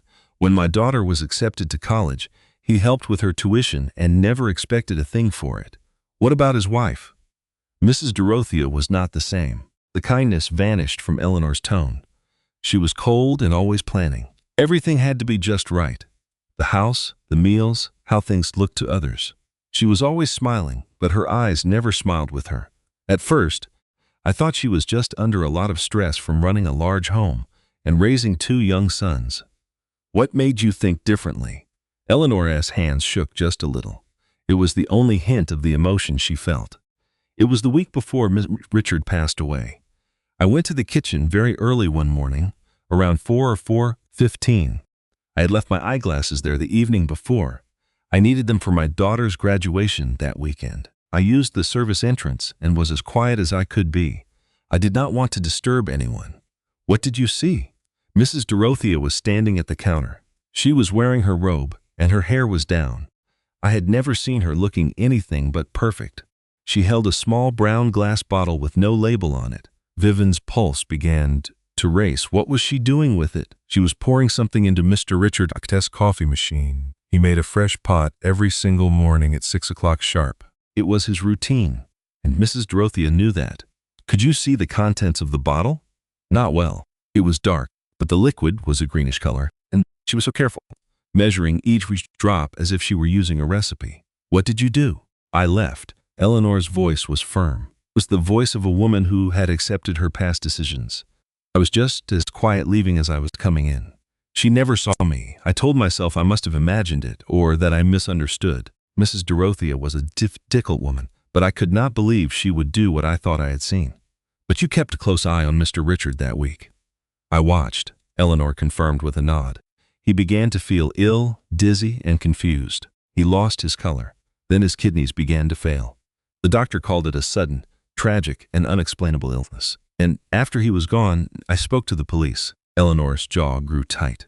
I gave them a statement. I told them exactly what I witnessed. The detective nodded his head and wrote it all down. He said he would investigate. He claimed they took every report seriously, but then nothing was done. Eleanor let out a bitter laugh, full of 40 years of anger. Nothing ever happens to the Hartwells. That detective retired just 2 months after my statement with a full pension and a new house. The case was officially closed as death by natural causes, and I was quietly let go from my job. Dorothea fired you? Mrs. Dorothea announced they had to cut back on staff after the funeral. She called it budget concerns, but she stared right at me when she said it. She looked directly into my eyes. Eleanor's voice became a whisper. She knew. She knew I had talked to them. She knew what I saw. Did she ever threaten you? Not with words. Never with words. That is not how she operates, Eleanor said, shaking her head. But a month later, I received a letter from a law office. It was a reminder about the confidentiality paper I signed when I started. It reminded me that making false claims has legal consequences. It reminded me that the Hartwell family employed very powerful lawyers. So, you kept silent for 40 years. Eleanor's sharp eyes looked into the camera without blinking. But I did not forget, and I never stopped paying attention. Eleanor reached just out of view and brought back a worn leather journal. It was faded and filled with newspaper articles and notes. I started writing this after Mr. Richard's funeral. Every time I read about the Hartwells in the news, every unusual death, every strange sickness, every person who got too close and then vanished, she opened the journal for the camera to see. It showed page after page of notes, dates, names, and details. Newspaper articles were taped in the margins. It was a map of bodies that went back 4 decades. Mrs. Dorothea's sister's husband, in 1994, fell ill after he would not lend her money. He was dead in 2 months. She flipped the page. David Porter, in 2003, voted against her at the foundation. He was dead in 6 weeks. Another page. The young women who dated her sons, at least 4 of them that I know of, all became sick with a mystery illness. They all disappeared, and they all stayed silent. She looked up, her eyes now filled with tears. 40 years of watching, 40 years of knowing the truth, 40 years of feeling helpless to stop her. I knew that one day someone would need this, she said. One day someone strong enough would finally stop her. I have prayed for that every single night. Vivian's throat felt tight. Mrs. Mitchell, would you be willing to testify in court if I am able to build a case against her? Eleanor's reply was instant. I have been waiting 40 years to testify. I will be there. You just need to tell me when and where. Vivian ended the call and sat quietly. The journal, the witness statement, Caroline S. smoothie cup, the lab results, 40 years of evidence, 40 years of Dorothea getting away with murder. Her phone began to ring. It was Margot. Did you see it all? Margot asked. I saw it. There is more. I have been looking at the financial papers. The death in 1994, James Manning. He had a life insurance policy for $300,000. The beneficiary was his wife, Barbara, who was Dorothea's sister. 2 months later, Barbara loaned $50,000 to Dorothea for charity work. Margot's voice was serious. So, Dorothea killed her sister's husband to get money. It certainly seems that way. And David Porter was in the way of a real estate deal. That deal would have earned the Hartwell Foundation $5 million. After he died, the deal was approved. It is a pattern of murder after murder. I have to take this information to Kincaid, Vivian said. But you are on leave. Then it has to go through you as part of your official investigation. There was silence on the other end of the line. Margot was thinking. If do this, she said slowly, and I am wrong. If this evidence is not strong enough, if the Hartwells get their lawyers and make this all disappear, my career will be finished. If we are right, you will have captured a serial killer who has been active for 4 decades. And if they cover it up just like they have covered up everything else? Vivian thought of Eleanor Mitchell, 83 years old, who had waited 4 decades for justice. Then at least we will have tried. At least we did not stay quiet. There was another long pause. Then send some fees, absolutely everything you have. I will speak to Kincaid on Monday morning. That evening, Vivian got a call from Agent Kincaid Hartwell. His voice was different than usual, sharper and more focused. Dawson showed me some very interesting information. Yes, sir. The witness statement from 87, the journal, the analysis of the pattern, the money connections. He paused. It is very convincing. Yes, sir. I am approving you for limited duty. On Monday morning, I need you in my office at 8 o'clock. We are going to examine everything you have. Vivian shut her eyes. The sense of relief was powerful. Thank you, sir. Do not thank me yet. This whole thing could still end badly for us. But you are right about the chance. If it is possible someone has committed murder for 40 years, there is, sir. I am sure it was her. And we need to catch her. The phone call ended. Vivian sat alone in her dark living room. All the evidence was spread out on the coffee table. It was the burden of 40 years of hidden crimes. She remembered Kincaid saying, "You were right." She felt no victory, no sense of satisfaction. Being correct did not fix the harm. It did not bring back Richard Hartwell or James Manning or David Porter. It did not give Caroline her child or her ability to have more. It did not fix her own marriage or bring back Grant's trust. But it was a beginning. The real work would start tomorrow. The case moved forward much faster than expected. After 3 weeks of intense work, they had warrants and court orders. Getting permission to exhume the bodies took 2 weeks. Nobody wanted to dig up graves based on accusations from one pregnant agent against her very wealthy mother-in-law. But the evidence continued to grow. Richard Hartwell's body was exhumed on December 15th. The toxicology results arrived 5 days later. Traces of ethylene glycol were still in the bone marrow after 37 years. The results for James Manning were the same. The results for David Porter were also the same. They had confirmed 3 murders and 1 attempted murder. Decades of secrets were finally being revealed. The warrant for Dorothea Hartwell was approved on December 23rd.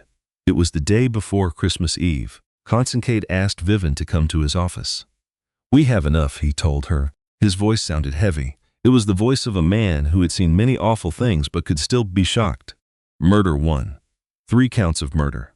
2 counts of attempted murder. 1 for you and 1 for Caroline Hartwell. There might be more charges later on. Vivian nodded slowly. Her heart should have been pounding. Instead, a strange calm washed over her. When are we going in? Tomorrow, on Christmas Eve. She is having her yearly party at the estate. 50 guests, a string quartet and champagne. The whole high society crowd will be there. He took a breath. It is the best time to arrest her with no way to escape. All of her powerful friends will see who she truly is. I want to be there. Consincade looked at her closely. Are you certain about that? This involves your husband's family, your mother-in-law. It is personal. That is the exact reason I have to be there. I began this, and I need to be the one to end it.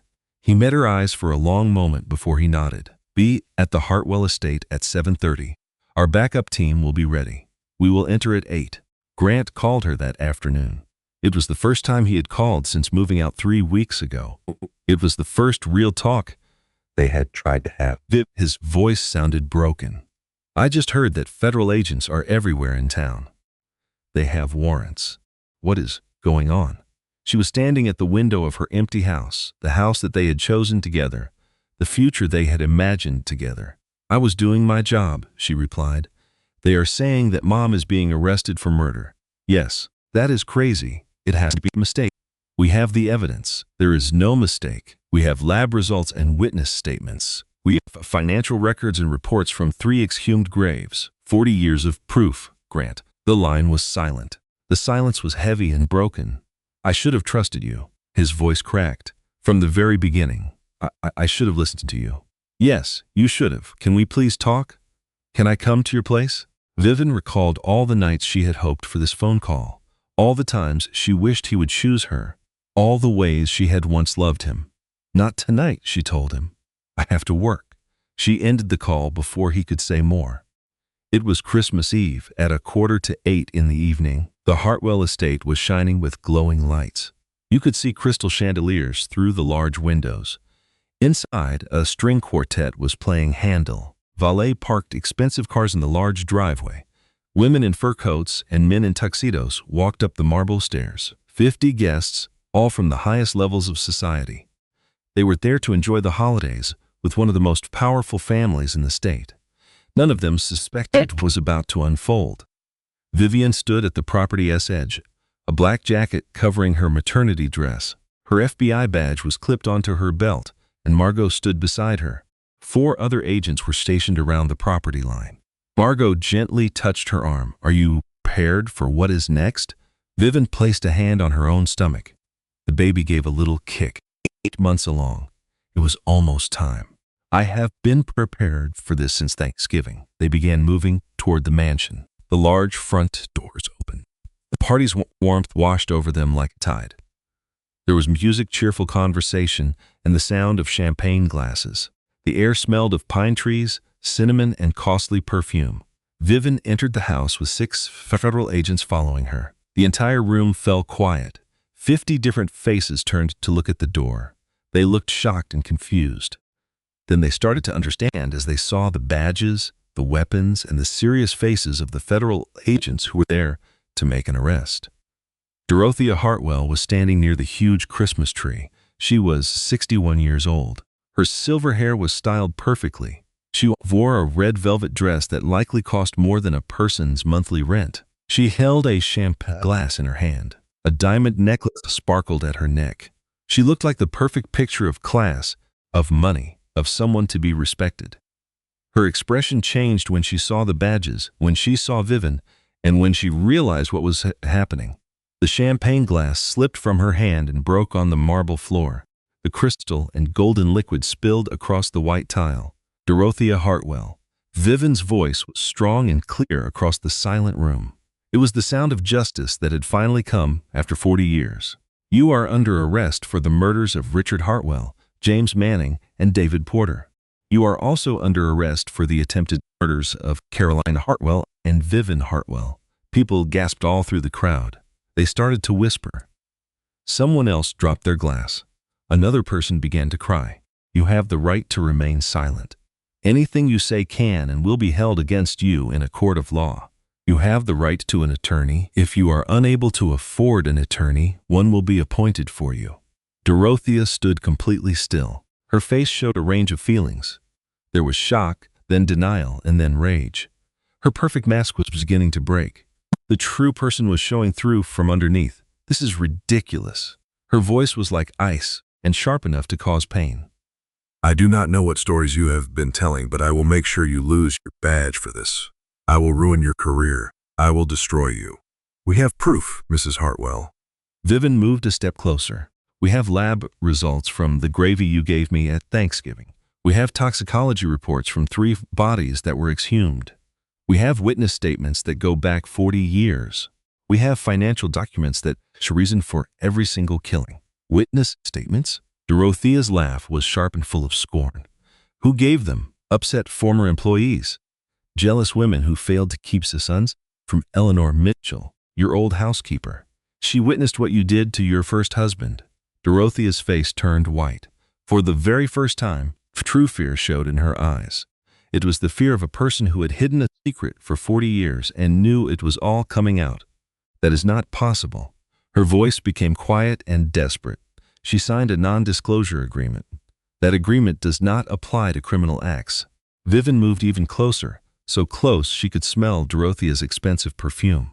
She was close enough to see the small wrinkles around her eyes, the little cracks in her perfect image. You have gotten away with murder for 40 years, Dorothea, but that all stops tonight. 2 agents started to walk forward, holding handcuffs. Do not touch me. Dorothea's calm finally broke apart. Do you have any idea who I am? Do you know what I am capable of doing to your careers, to your sad little lives? I am Dorothea Hartwell. I am the one who built this community. I have donated millions to charities. You are not allowed to do this to me. You can tell all of that to a judge. Vivian's voice was very calm, almost soft. Take her away. The handcuffs clicked shut around Dorothea's wrists. She began to scream then, a real scream. It was a sound of pure anger and total disbelief. It was the sound of a person who had never been denied anything, who had never dealt with consequences, and who believed for 40 years that she could not be touched. You. She turned sharply toward Vivian, her finger pointing like a gun. You common and greedy little nobody. Do you believe you have won? The Hartwells control this town. We control the judges, the lawyers, and the politicians. You will never make these charges stick. I will be free by morning, and then I am coming for you. I will come for that baby. That is enough. Constantine stepped in. His voice was sharp and full of authority. Get her out of this place. The agents guided her to the door. She continued to scream and make threats. She was still certain that her wealth and her contacts would rescue her. They would not. Vivian watched her leave. She was the woman who tried to kill her, who had murdered at least 3 people, and who had ruined lives for 4 decades. She did not feel a sense of victory. She did not feel that justice was served. She simply felt very tired. The party guests left very quickly after that. Nobody wanted to be connected to the events they had just seen. The champagne lost its bubbles. The music came to a stop. The pretty lights continued to sparkle, but all the warmth was gone from the room. In just 30 minutes, the entire estate was deserted. Only the agents remained, gathering evidence and taking pictures. Vivian stood by herself in the library. The lights from the Christmas tree bounced off the shiny wood in red, gold, and green. The ornaments were gleaming. She went over to the tree and found the ornament for Grant. His name was written in gold letters. He was 5 years old, the same year his father passed away. Next to his was Preston's ornament from when he was 2 years old. There were no ornaments for the wives. There were no ornaments for the grandchildren. There were only the Hartwell sons. They were the only ones Dorothea saw as her true family. Everyone else could be replaced. Vivian carefully removed Grant's ornament from the tree. She held it in her hand. The gold felt cold on her skin. She was not sure why she decided to take it model. She was not sure what to do with it, but it felt significant. It was a small part of the Grant he was before his mother molded him into a man who could not trust his own wife, a man who could not choose her. She slipped it into her pocket. Outside, the first snowflakes of winter started to drift down. The trial started in March. Dorothea Hartwell entered a plea of not guilty. She retained the most expensive defense attorneys available. Her team included 7 lawyers from 4 separate firms, along with media advisors and jury selection specialists. They had expert witnesses claim the evidence was compromised and the toxicology reports were not credible. But it made no difference. The amount of evidence was simply too much to overcome. Dr. Lydia Brennan gave her testimony on the toxicology. She explained with scientific precision how certain metabolites could stay in bone marrow for decades.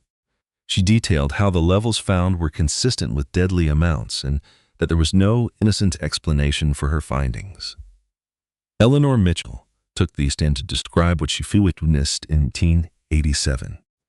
At 83 years old, she was incredibly sharp. Her voice was strong and unwavering as she recalled seeing Dorothea put something into her husband's coffee machine. The defense lawyers tried to attack her credibility. They said she was too old and her memory was failing. Eleanor remained firm. "I have waited 40 years to share this story," she stated. "I can recall every single detail.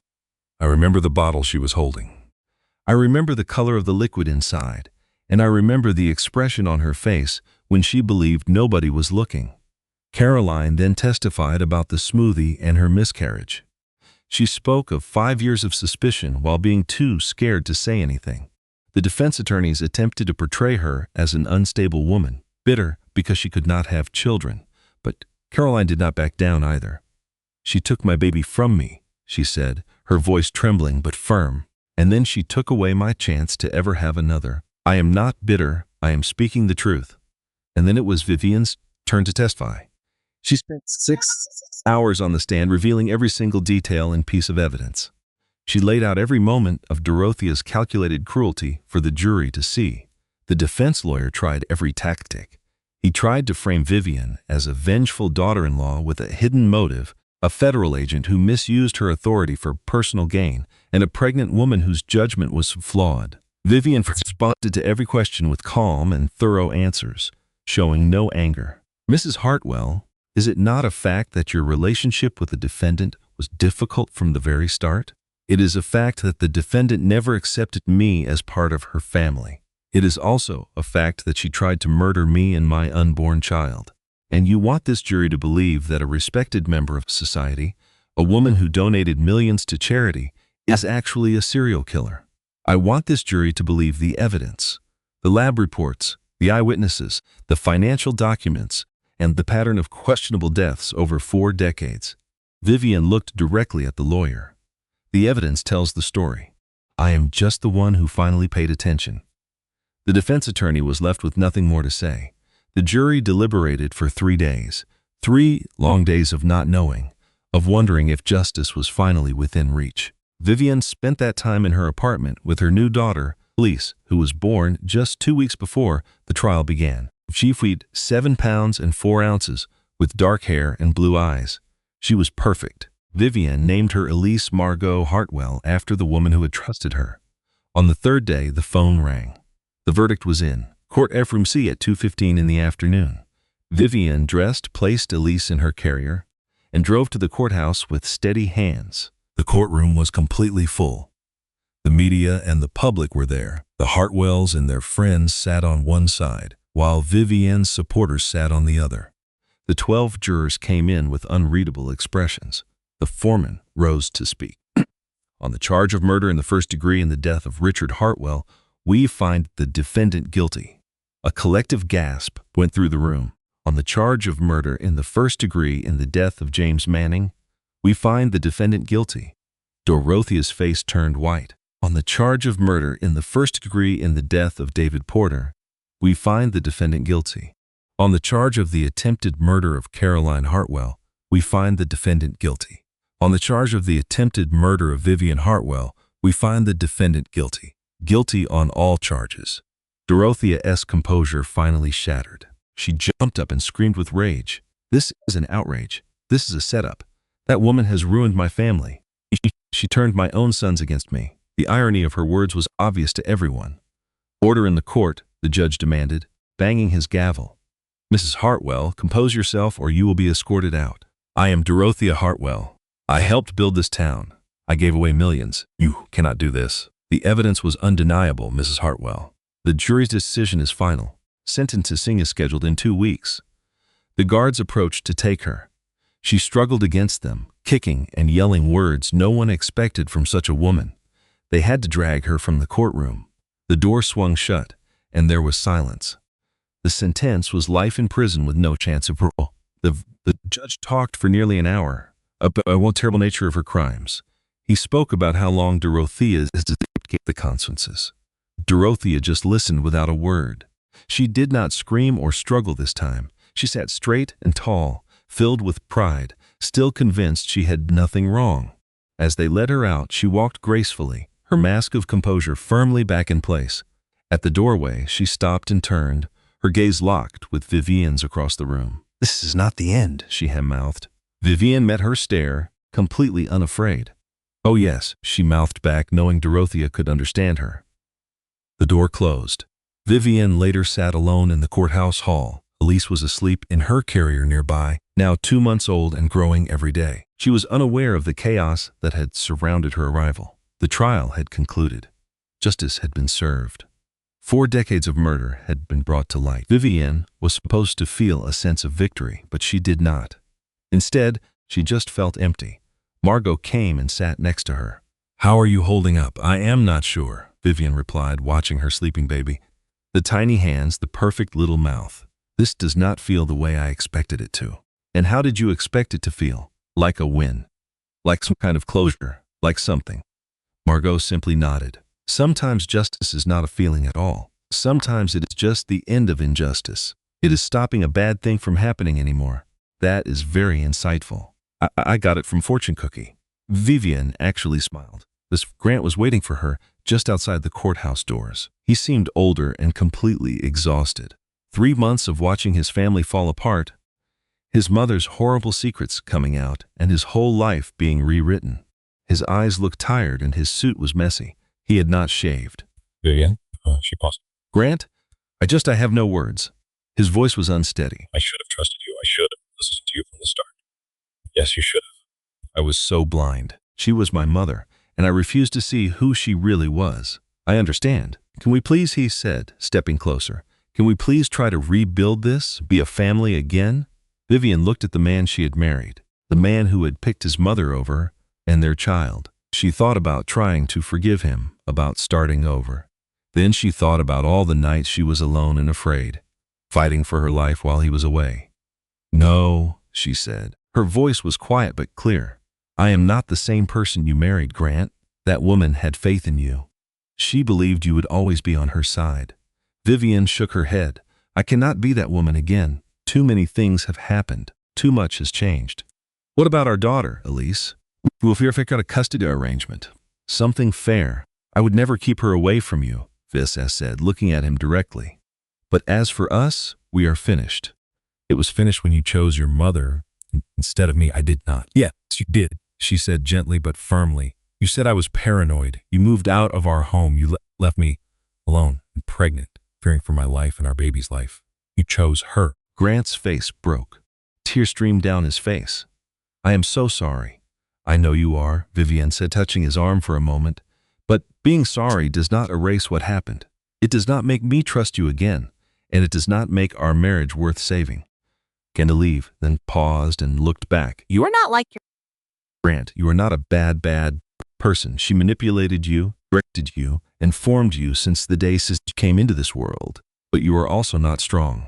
You have let her dominate your entire life. Face that until you discover who you are without her influence, until you become the fan who would stand up for his wife instead of leaving her.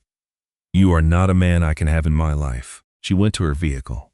Elise shifted in her carrier, making a little noise. Vivienne did not glance back. 6 months later, in September, her new place was smaller than the home she and Grant had. It had 2 bedrooms instead of 4. The kitchen was narrow, not the professional one she never really cooked in.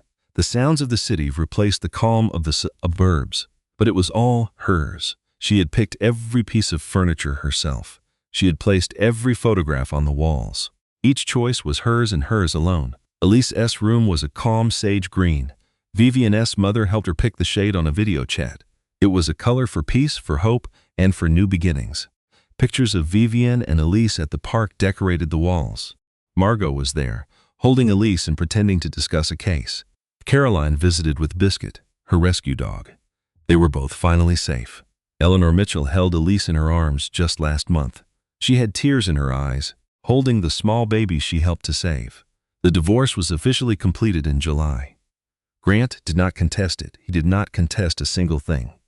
He moved to a different state. He started therapy, and he sent child support payments on time. He called for video chats 2 times a week. He was making an effort to be better. Vivian could see the change.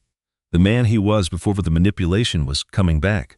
Maybe one day they could be friends and co-parents, but they could never be husband and wife again.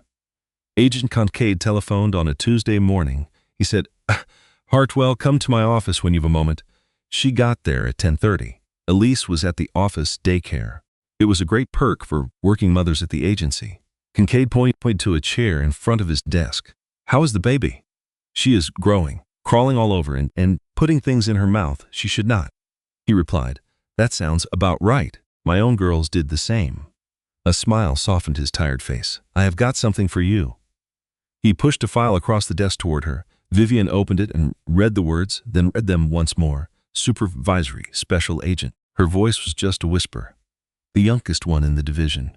You deserve it, Hartwell. The Dorothea case helped us solve 4 other cold cases.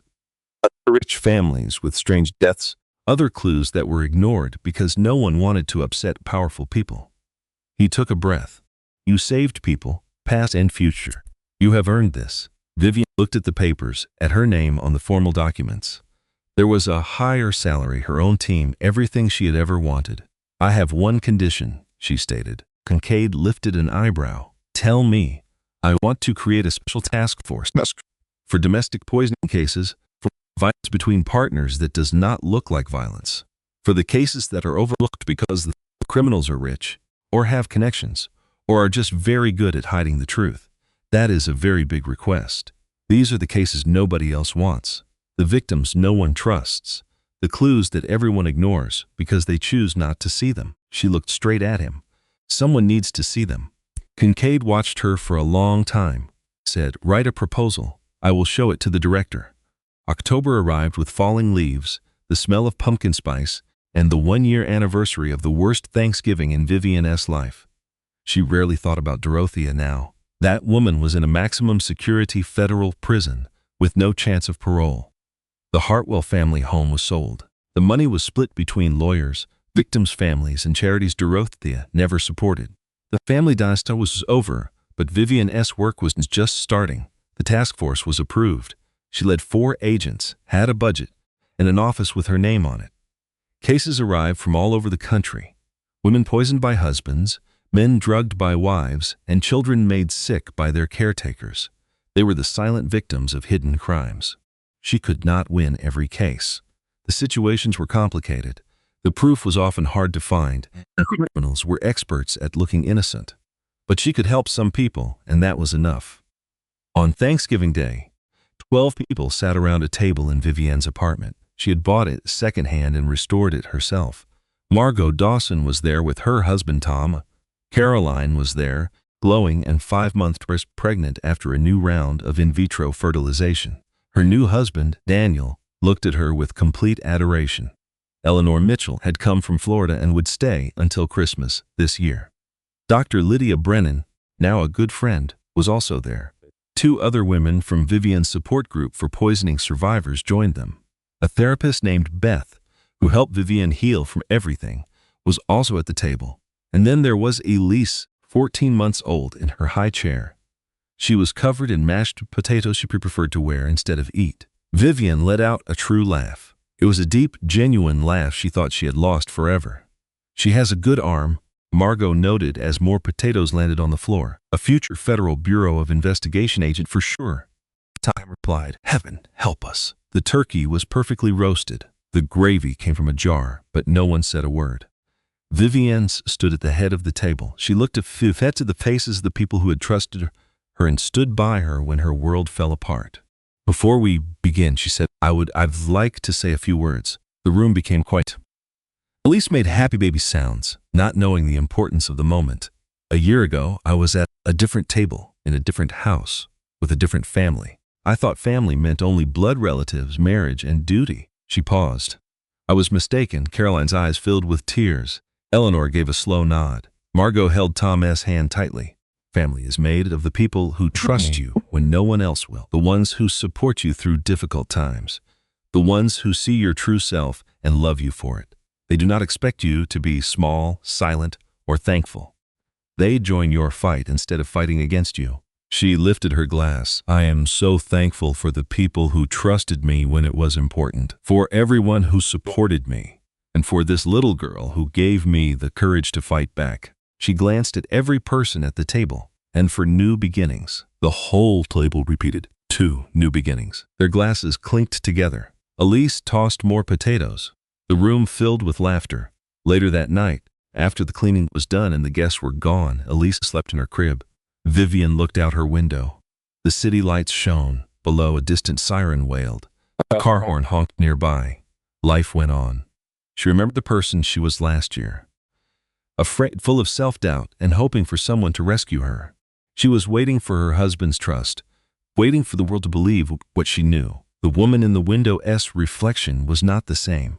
She was tired, but she was also confident. She was whole. She was complete in a way that did not depend on a husband, a marriage, or a family name. She had never needed to be rescued. She just needed to trust herself. She only needed to recall her own strength, to believe in herself, and to fight. The baby monitor made a soft noise. Elise made a quiet, happy sound in her sleep. Vivian went to the nursery and stood by the crib, watching her daughter dream. At 14 months old, a long life stretched out before her, a life full of chances, challenges, and decisions. You will always know your own value, Vivian whispered. From the start, you will learn to trust your feelings. Believe in your own power. Don't let anyone make you question the truth you know. She gently touched her daughter's cheek. It was soft, warm, and real. You will grow up strong, kind, and very brave. And if anyone dares to harm you, you will resist with all of your might. The baby sighed, feeling peaceful and safe. I promise. She switched off the light. Tomorrow she had work to do. There were cases to investigate and people to save. But for tonight, this moment was perfect. And that is the story of Vivian Hartwell, the woman who would not be silenced, who followed her own intuition, and who showed that the worst monsters can hide behind pearls and serve you poison with a polite smile.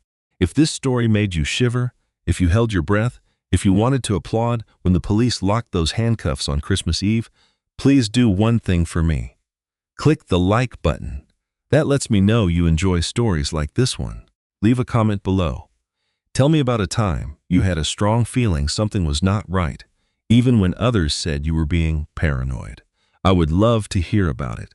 Share this video with someone who needs this message, someone who has been dismissed or made to feel crazy, or who needs a reminder that their feelings are important.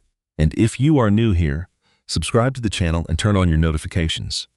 Each week, I share tales of regular people who confronted incredible evil and came out victorious. Always remember to trust your gut. Your instincts are there to protect you. I will be back with another story very soon.